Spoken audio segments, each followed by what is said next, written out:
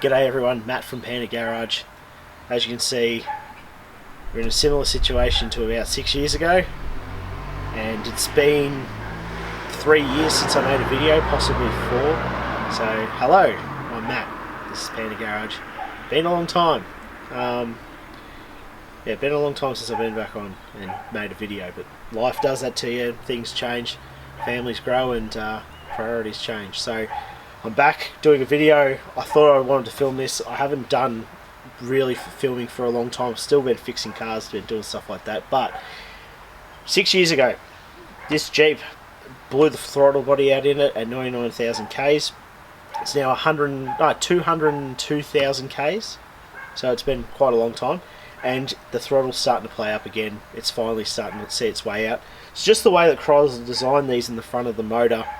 It's such a heat pocket down there. I'm surprised it lasts this long, but it's done a lot better than the actual OEM one. So, not going to dribble on too much about where I've been. I might do a different video for that, but we've got our new part here. It's our new throttle body. Bought this from the same company I got this one from. So, Max Speeding Rods, I think on eBay. So, similar problem to last time.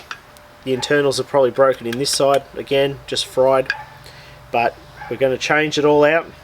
I'm going to do it step by step this time so you can actually see it, because I think the most popular video on this is I didn't actually explain the full way to do it because I'd done it in the first video, but we'll do it this time around. So welcome back to Panda Garage. It's been a long time. I've gotten a lot greyer and a lot older, but let's get stuck back into it.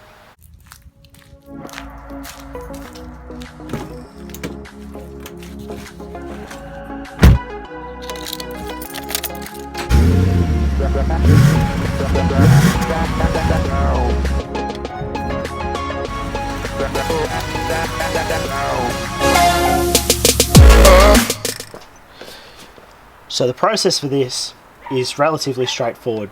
Being that this is now the third time I'll be accessing the engine bay, I'll step through it now, but I'll show you as I go along as well. The idea is you remove this cover first. That's just the intake for the airbox. You're wanting to remove the inlet pipe as well. It's just two basically flat heads or hex heads. There's one up here, there's one down there. We're going to be shifting around some of these pipes as well just to get around a few things. Then our throttle's down the bottom. There's 4 bolts, they're 10mm bolts holding it in. We'll remove those as well as the plug that connects to the accelerator. And I think there might be another bolt that holds just a clip under there. It's about 13mm. But essentially, remove these parts. We should be able to access it pretty easily. Get all that buttoned in. Put all this back together, and then we'll test it. So I'll get started in removing some of these bits now. But yeah, it's just a strap up here, a strap down the bottom, and yeah, I'll probably fly through that, and then we'll come back to it. So been a while since I've done anything like this, but there's got to shake the rust off at some point. So let's get started.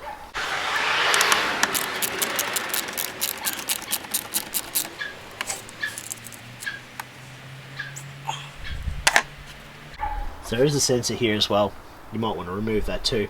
Also grab a light as well, because you're going to need it down in the engine bay. So as you can see, well, hopefully you can see, I'll shine a bit more light down there. That's our throttle body down there. That's our intake.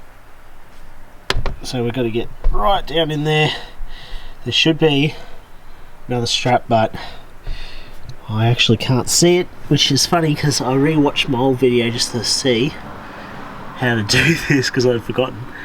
And I think I had the same issue last time, but there was a strap, so I'll continue on and hopefully we can find it.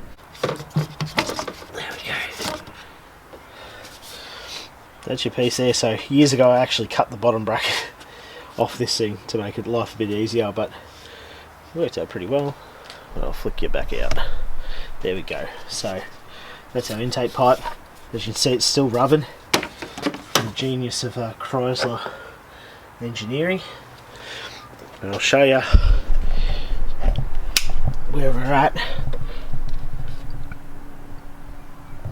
As you can see, or as you can't see, it feels like. There you go. You can see the throttle body down there. So it's actually pretty decently down below. As you can see, it's full of oil. But yeah, there's a bracket on the side there that we might need to remove to get this out. I think I sidestepped it last time but had to remove it anyway. But we'll end up taking that out, putting the new one in. So it should be pretty good. So yeah, just 4 10mm bolts that hold it in pretty much. So it's just a bracket you would have seen. Just comes off the side of the block. And that's what we're trying to get to. Just make life a bit easier to get this out and also get the new one back in. So if you do think, oh, this is starting to go on you and you've got to take it to a dealer or a mechanic, look, I haven't done this in 6 years. That's your bracket. But really I haven't done too much big stuff lately, and it hasn't worried me about doing this again. There you go. That thing is just coated in oil. Absolutely coated in oil. But it's had a good run. It's definitely had a good run. So the new one comes with this rubber seal. They'll go on the back of a unit like that. This one's going to go in the back like that. I'll show you in the actual... Not too sure where I was up to because camera died, but there's a rubber ring that goes in the back of this. As you can see on this one, it's just fallen off now, but it just seals in here. Now I remember where I was. So it seals down there. You can sort of see. It's like a sits in that seal there. That's your intake. If the camera wants to focus. There we go. But anyway, you get it. Just put your rubber seal there. That's the main thing. Now we go reassembly. So you want to make sure it's facing this way when we put it in. Now we've got to navigate our way without losing your light. Have to do it without light first. Get it slotted into position. So it sort of leans backwards in the engine bay, the throttle. It's like, it's not a 45 degree, but it'd be like maybe a 30 or something like that. Just need to make sure we get it sitting just so. They're not trying to fall on me, because it wants to do that desperately. There we go. Get a bolt in the corner first, just to hold it in place. Like that. Don't have to bloody see. Do all this blind Freddy, I think. I love these Jeep engine bays. How tight they are.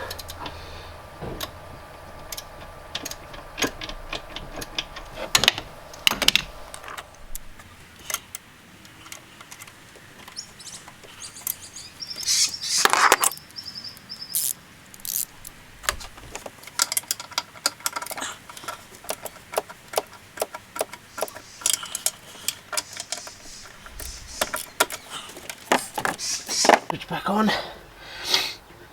So pretty much now we should be looking at reassembling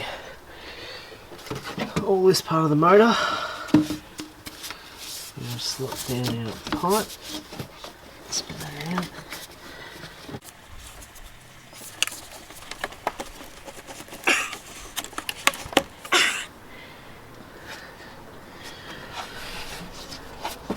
Makes you wonder sometimes that someone actually got paid to engineer this particular way, because it had to be this way. Beats me why you would do such an insane thing, but anyway. We won't do our top one first, because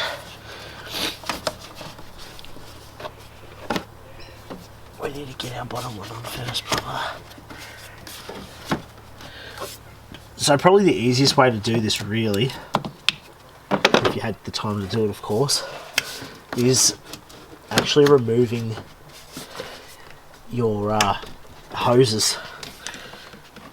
You'd probably be able to knock this out really quick, but you'd have to redo all your fluids, which I wasn't in the mood to do. Also, they don't need to be done, so why would I do that? There we go. Bit of a shimmy. There's all on that front.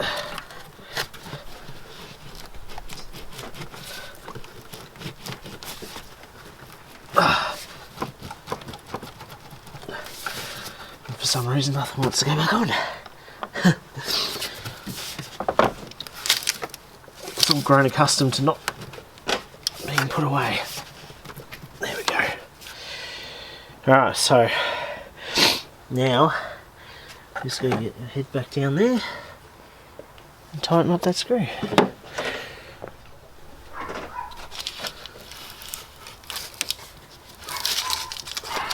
Put it back on.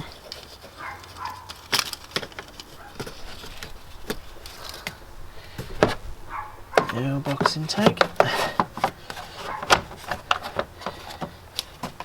And we are ready to test.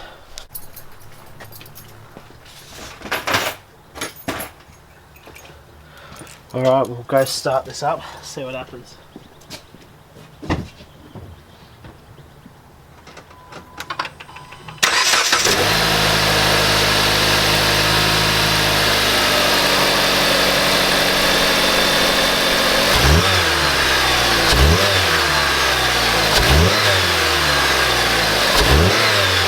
Okay, so that is it for me today. We've fixed that again for the third time. But I mean, considering it's not too bad of a job, it's something anyone can really do. So if you're having issues with your Jeep, just go on eBay, buy one of the parts off there. Max speeding rods is really good. But yeah, don't get ripped off by the manufacturer and get their parts, because they're just not up to standard anyway. And I've just proven now that the actual eBay ones will last longer than the OEM ones, and you're not paying $1,200 for them. You're only paying like $80, $90. So thank you all so much for watching. Hopefully I'll have a new video out soon enough. We're very limited on cars these days I can get to play with, but I might do some new stuff. I do enjoy doing it, and I have missed it. But yeah, I'm rusty as anything, so let me know how rusty I am in the comments. If you're a subscriber and have been for years, appreciate you greatly. And if you've got any ideas or any videos you'd like to see, just let me know down below. So until next time guys, my name's Matt, it's been Panda Garage, and I'll see you all very soon.